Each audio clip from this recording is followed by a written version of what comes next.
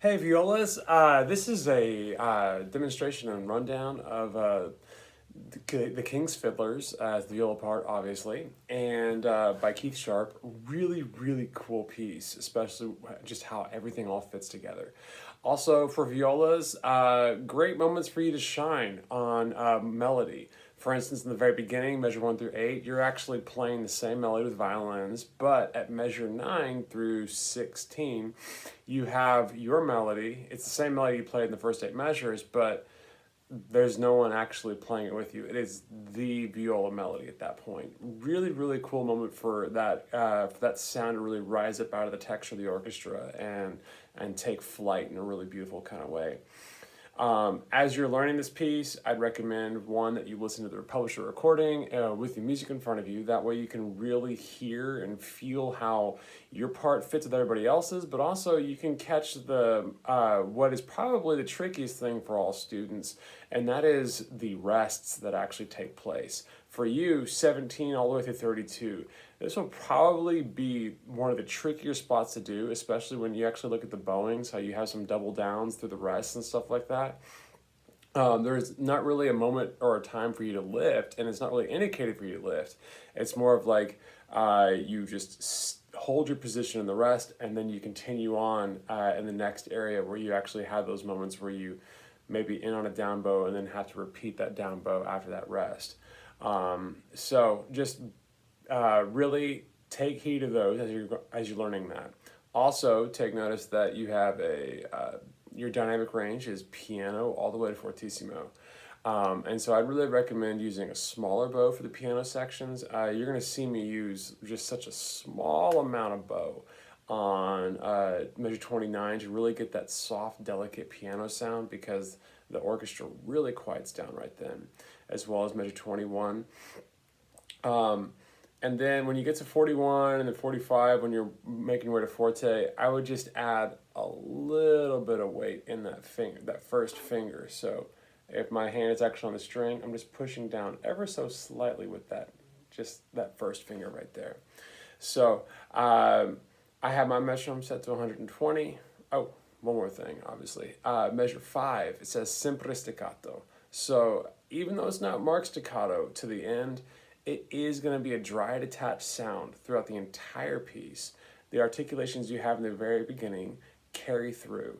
And so it's going to be really important that you actually keep a more marcato style bow stroke throughout the entire thing.